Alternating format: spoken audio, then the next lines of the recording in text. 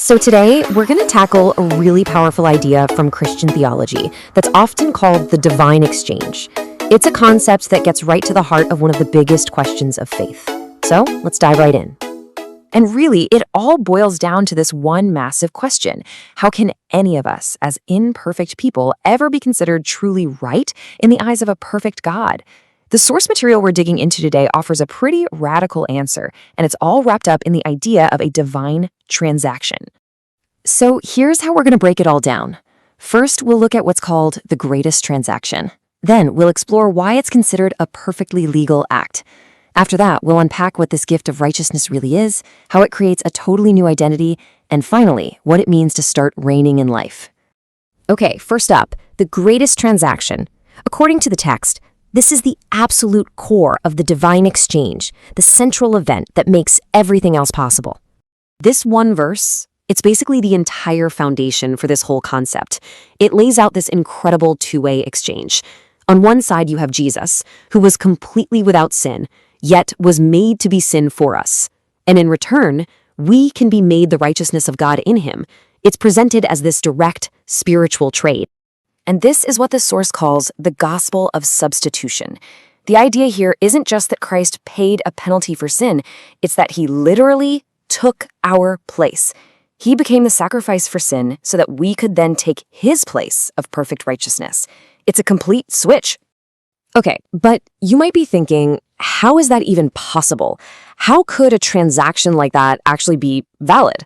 Well, that's what our second section is all about. It argues that this wasn't just some nice spiritual idea, but a perfectly legal act in the eyes of God. Now, this is really cool. Look at how this lays out the two sides of the ledger, so to speak. On the left, you've got Christ, called the just. He knew no sin, but was made to be sin and suffered for the unjust. And on the right, you have us, the unjust. And through this exchange, we're made the righteousness of God, we're declared righteous, and we're brought to God. It's a perfect reversal. And this verse is key to that idea of legality.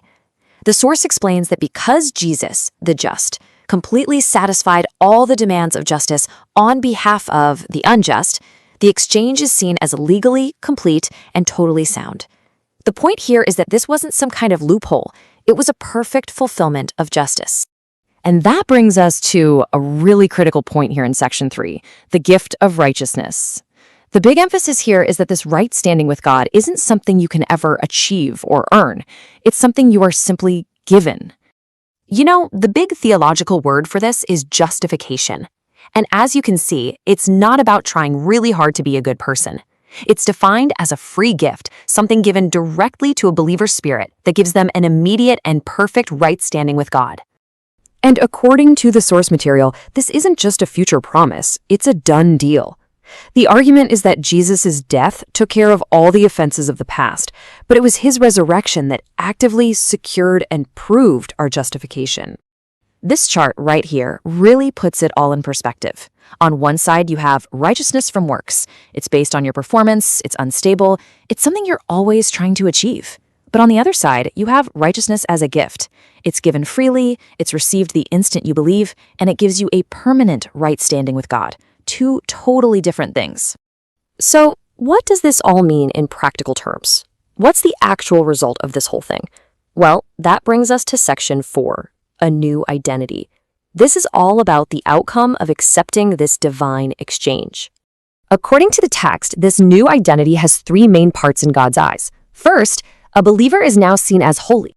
Next, they are seen as completely blameless, with no valid accusation left standing against them. And finally, as justified. Which brings us right back to that free gift we were just talking about. Holy, blameless, and justified. That's the new identity package, so to speak. And this isn't just some abstract theological label. It's supposed to have real, tangible benefits in your day-to-day life. The source says that when you really get this new identity, it leads to things like boldness in your prayers, confidence in your faith, and a real freedom from the heavy weight of guilt and condemnation.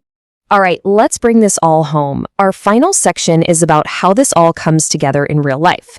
It's called Reigning in Life. This is all about what it looks like to actively live with the awareness, the consciousness of this new righteous identity. The text proposes a massive mindset shift. It's moving from seeing yourself as a sinner who's constantly begging for mercy to seeing yourself as a beloved child of a loving Father. It's a complete shift from an identity of desperation to an identity of relationship. And this verse right here is presented as the ultimate purpose. It suggests that receiving this gift of righteousness isn't just about what happens after you die. It's about empowering you to reign in life right now, in the present. So we're going to end with this question, a question to really think about, drawn straight from the heart of the text.